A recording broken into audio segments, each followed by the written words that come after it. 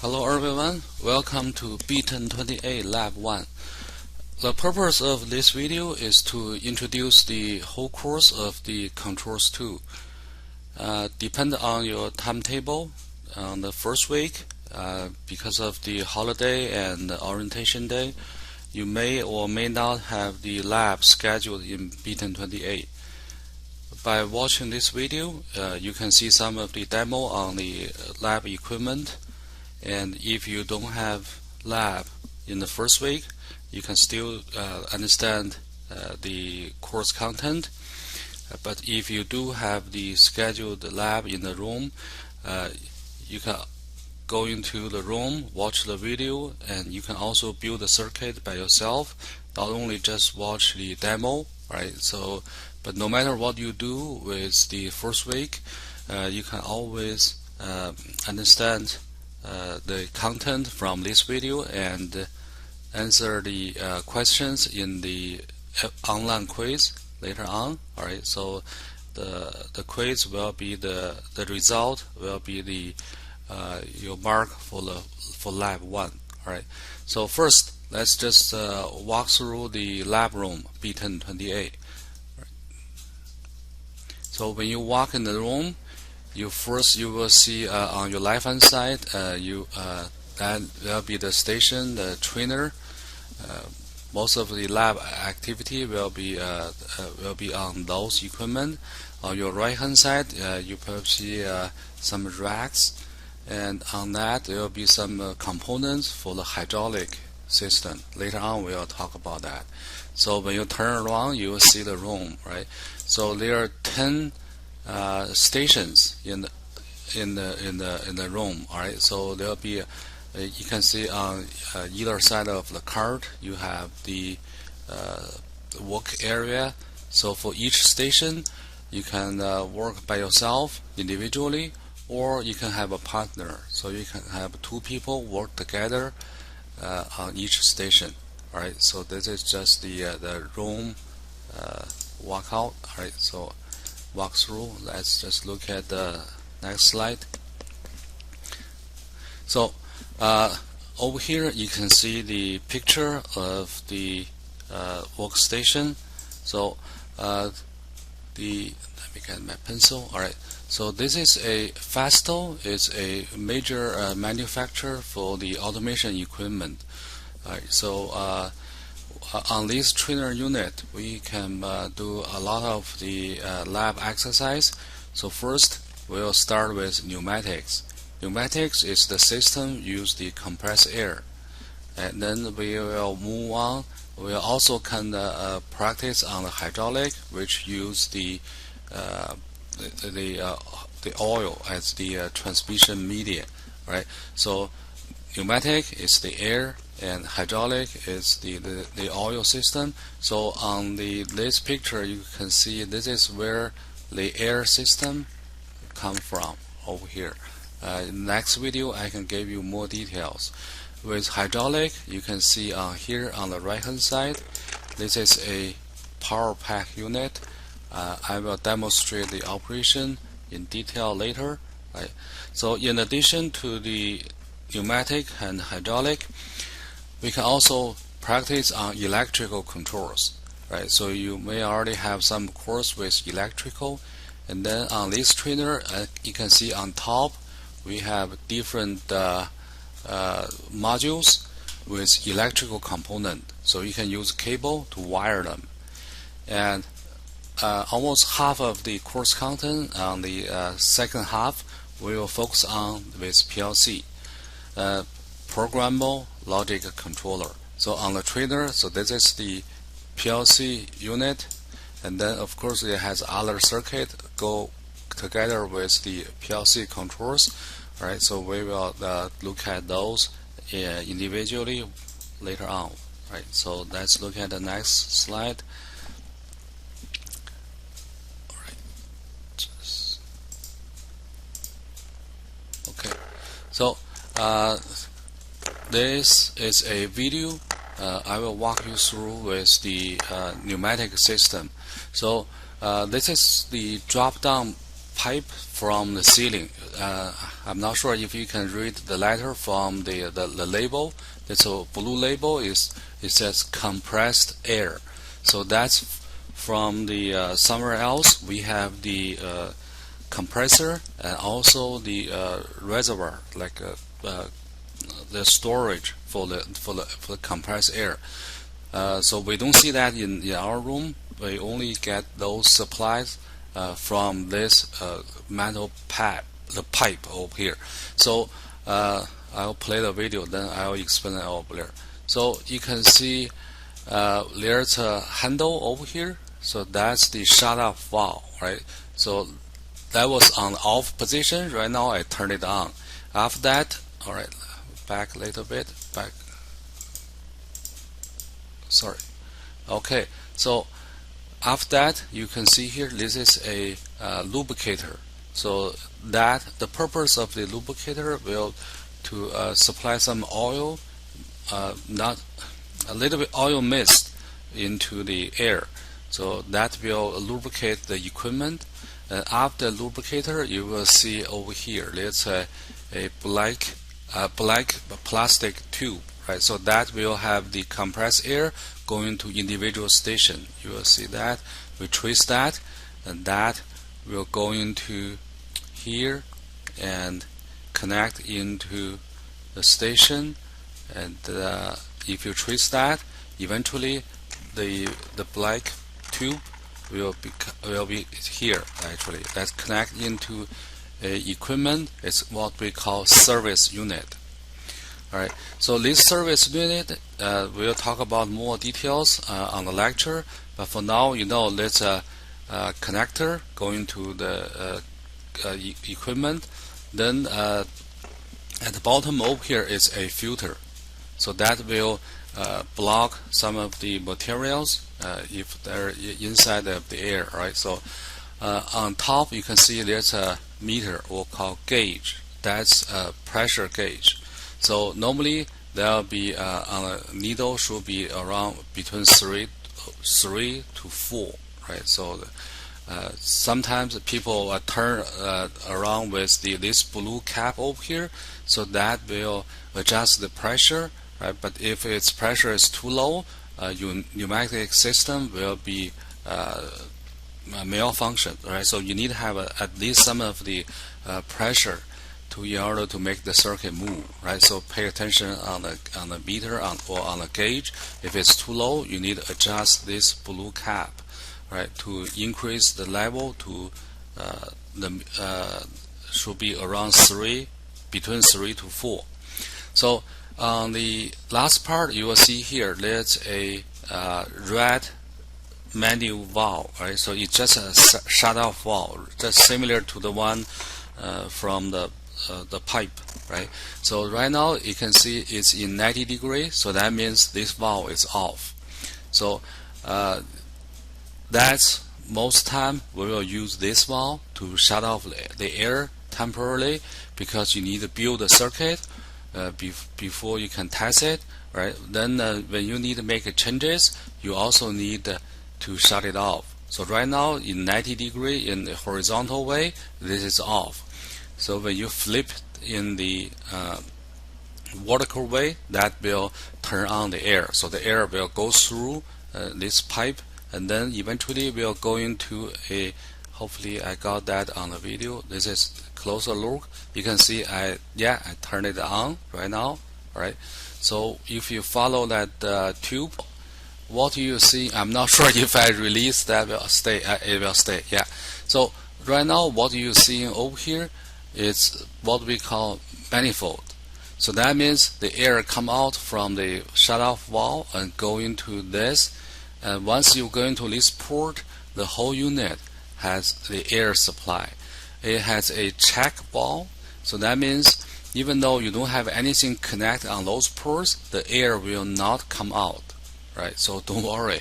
So unless you plug in tube, later on you will see I plug in the tubes into those ports, you can get air supply from there, right? So those compressed air eventually will be available on the board from here. This is what we call manifold. All right. So that's that. So at the beginning of your lab, you should check the air pressure on your station. Like right now, you're seeing on the gauge, it point to 0, right? So that's not good.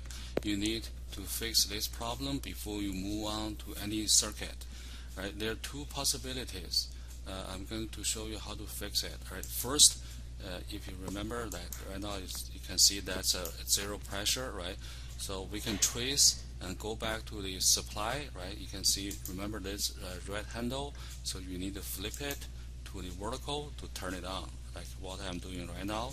So after I turn it on, and I need to check the pressure gauge again, still I don't see the pressure change, right?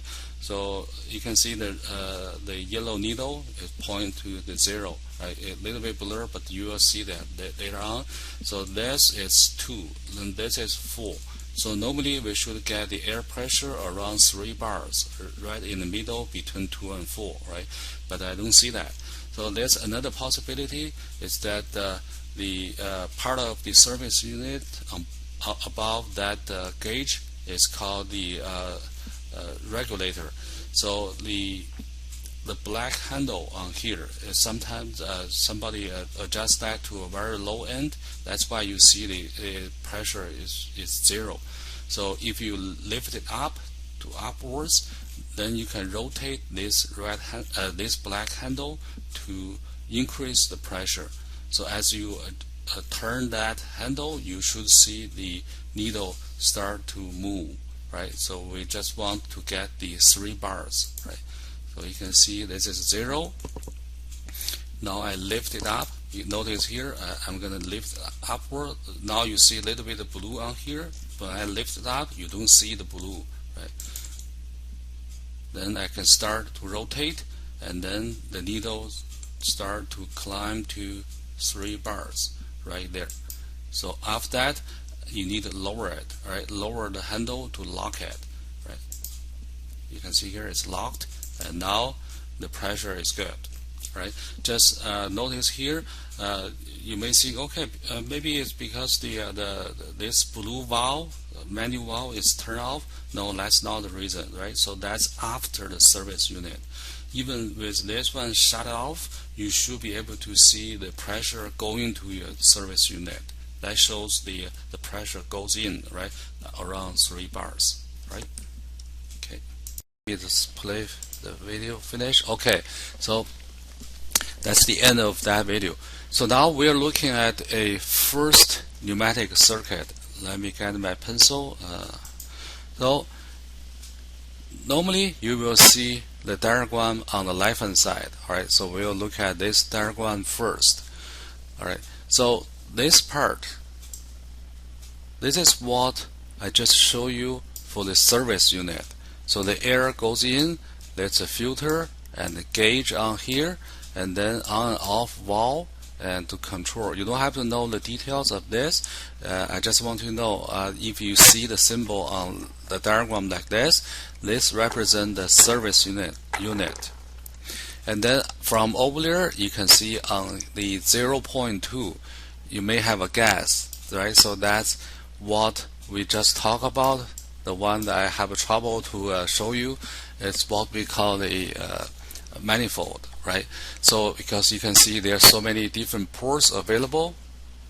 So on your circuit, you just need to plug in a tube into one of the port, and then you will have 2 components to build your circuit. Right? So this is a detailed diagram, right? But normally we don't have to have those equipment on each diagram when we have in the lab.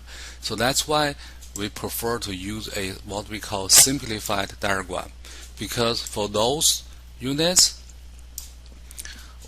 pretty much they're going to appear on each of the circuit, right? So we don't have to include them in details. So that's why if you look at the simplified diagram here, it just represents by a triangle. This triangle represents a air supply. You can see that goes in, right? But if this triangle is solid, then that'll be the hydraulic. Later on we'll talk about that, right? So this is the simplified circuit.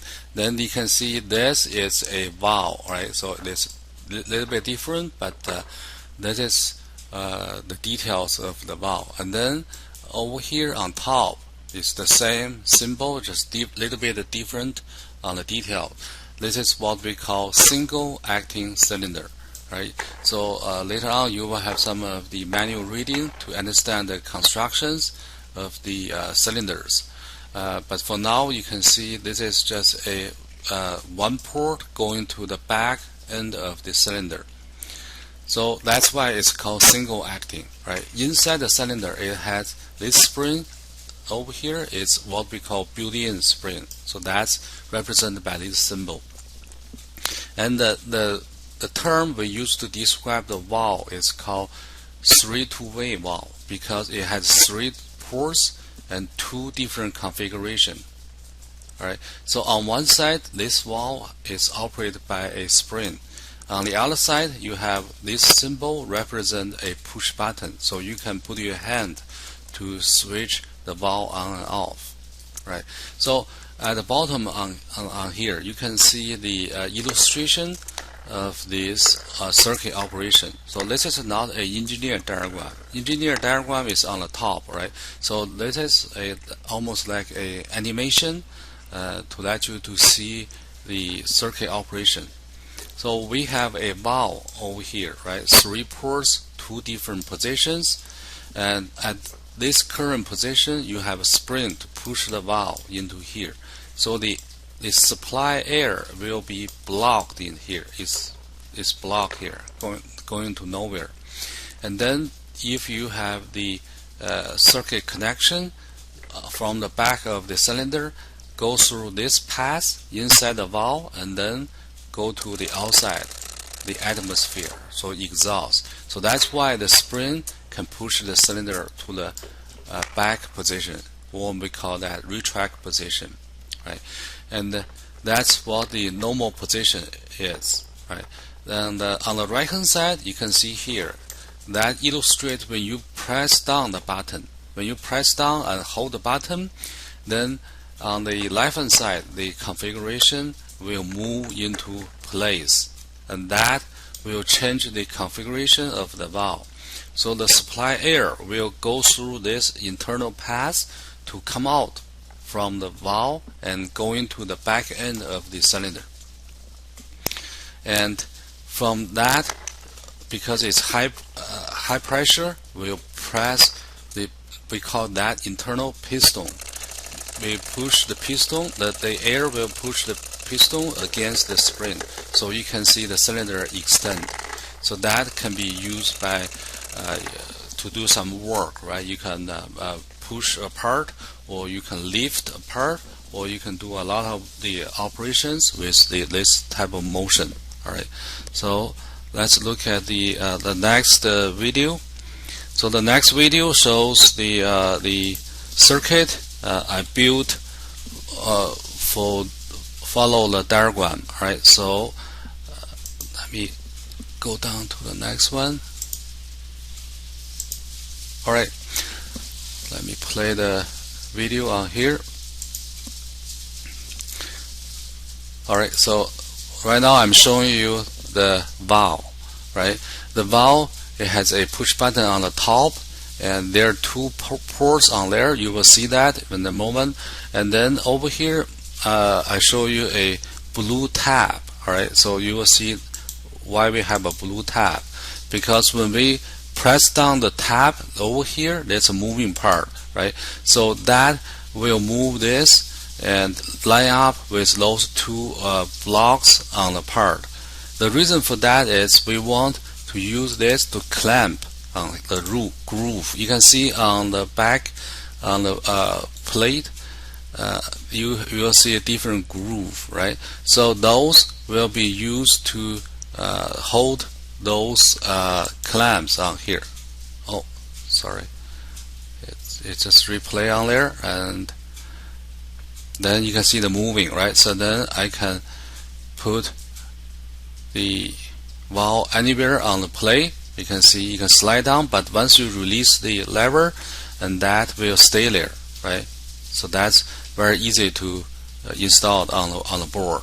And then over here, I'm holding a cylinder, a single acting cylinder. Yes, only one port, and then there are two we call T-nuts, right? So if you line up, you can still insert on the groove on the board, and then you can tighten it up in order to make the connections later on. And then you can see that's the head of the cylinder. So right now I'm holding a tube. So before we connect the circuit, we need to turn off the air. So one end to plug in the port. So you need to push all the way in, right? And then you can go into the port 1 according to the diagram on the valve. So you need to push in, and then you can give a little bit of wiggle. You can see that's secure in there. So I make the connection. And then from the port 2, I got another tube to connect into the single port on the cylinder, single acting cylinder. Then we're done. So if you need to make a change, you can see here, you need to use your finger to push down that collar of the port. Then you can release the tube. So now I turn on the air. So now when I press the button, you can see the cylinder extend. Right? So that's the operation of this circuit. So let's look at the next one. The next one is just some of the symbol. I can use that on the whiteboard to demonstrate that. It's just a different way to show you the operation. Alright, so this is a single acting cylinder. I mean that you can move in and out, right? It has a spring inside the cylinder. You don't see that from outside. And then this is the symbol for the valve. And then the supply air going to here is being blocked. And then the port come out to the back side of the cylinder. Alright, so the valve also has a spring, and the other side has a button. So right now the air come out and go to exhaust. Now if I press the button, so the valve, you can see here, it shifts. Once it shifts, the supply air goes through internal path going to the back end of cylinder, and then cylinder extend. So there's a exhaust at the front end of the cylinder. It doesn't show on a symbol, but there's a hidden port. You don't see that. So whenever I release the button, because of the spring, the valve will return to the normal position. Then the air inside the cylinder will take this path to get exhaust outside. So that's why you see the cylinder retract. Alright, so this is another way to illustrate the operation of that circuit. Let's look at the next one. No, it's not. Yeah. Okay, let's look at the second circuit. So this second circuit is a little bit complicated now, right? So before we use a single acting cylinder. So now if you look at here, this symbol, right? So I'll talk about this symbol first. It has two ports on the cylinder, so that's why we call double acting cylinder. So you can have the air going to the back, and then exhaust from the front side, or you can reverse that, right? So either way, so you can make the cylinder extend and retract. All right. So the reason we need double acting cylinder is that because the single acting cylinder has a limitation with the spring, right? As you can see on this symbol, double acting cylinder, it doesn't need a spring inside. So that means normally double acting cylinder, you can have a very large, longer range compared with single acting cylinder. All right. So of course, because we have two different ports, then the valve to control the cylinder is different. It's a little bit complicated compared with before. So on this valve, you can see we have 5 ports, right? 3 at the bottom, 1, 3, 5, and then 2 and 4 on top. Right? So that's why we call 5, 2. 5 that represent 5 ports, and then you can have two positions on the valve, right? So at the bottom, you can also see that the illustration with the operation. Notice that for this illustration is a little bit different from the diagram. Over here, this symbol shows a push button, but on the diagram, it's a selector switch. I will show you on the next demo, but they operate as similar, right, in a similar way. And let's look at the port configuration. All right. So like I mentioned, there's three ports at the bottom, right? Then in the middle is the number 1, the air supply going into here, and then on the right is 3 and 5 on the left. 3 is blocked; it's not used right now in this configuration, and port 5 actually connect. If you see here, that's number 4 and that's number 2, and this port connect to the back end of the cylinder, and the supply going to go through the port 2, go to the front end of the cylinder. So that's why cylinder should be at retract position on here, because the air goes through this and exhausts, right? So that's why if you don't press the button, because of the spring, cylinder will because the spring inside the valve, right, the cylinder will be at the return position. On the right hand side, you can see the valve is being activated. When it's activated, the supply air will take this path, right? The configuration is different, so we'll take this path internally and go through the back end of the cylinder, and the front end of the cylinder, the yellow port, will go through this port number 2 right now, which is connected to the 3, right? 3 is like exhaust. So that's why when you activate the valve, the cylinder extend. Right? So this is the illustration and also the engineer diagram for this circuit. All right? Then let's look at the how do I build the circuit and the operation on the on that. All right, so that's all. Look at here. So this is the old one, but right now I'm holding a double acting cylinder. You see that 2 ports, and then there's no spring inside, so you can see that it can stay, right, the cylinder. Same as a single acting cylinder, it has a T-nut. You can lock in on the board the same way as before. And then once you have the cylinder installed, you can try that, right? You can see the cylinder manually you can extend and retract. So now I'm holding a valve 5-2 and selector switch, right? So I installed on the board, and then same as before. So this is the selector can activate the valve, right? So this is different from the button. Oh, you can see I shut off the air supply, right? So you don't want to build a circuit with the air on. The button is momentary. Selector switch is what we call maintained.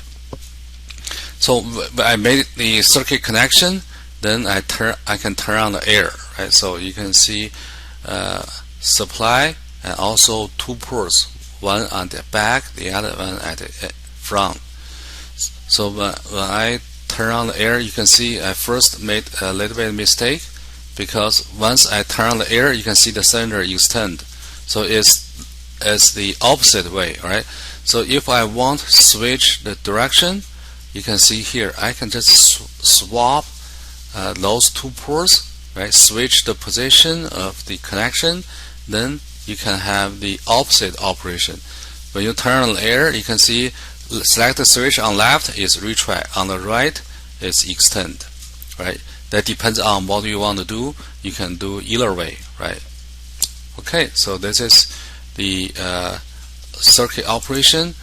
So now I'm trying to use the symbols on the whiteboard to show you the diagram again. I hope that will help you to understand. So same symbol for the cylinder. This one, it doesn't have a spring inside, right? It's the double acting cylinder. right? So I just need to make some changes on the here. You can see there's a port on the back, there's a port at the front. So this tells you this is a double acting cylinder. So the old valve cannot control the double acting cylinder. So we need to switch to different valve. Right? This one has 5 ports. Supply air going to the middle at the bottom. From the top, you can have 2 ports connect to the cylinder. Right? This way, that will push the air will go in, push the cylinder to the retract position. Right? So this is what the normal position with the cylinder. Again, on the other end, you could have a spring, and this way you could have a button, or any way you can operate on that, right? So if you activate, you can see the valve will change to different configuration on the left. So now the air goes through this path, go to the back end of the cylinder, and then you see the opposite operation, right? The cylinder and that go to exhaust, right? So that will start to extend the cylinder. Alright, so if you do the other way, right? So then the spring will first push the valve back to the normal position, the supply air going to the front end of the cylinder. So you can see that change the direction, right? And then cylinder start to retract, and that goes back through the valve will exhaust, right? Go to exhaust to outside atmosphere. All right.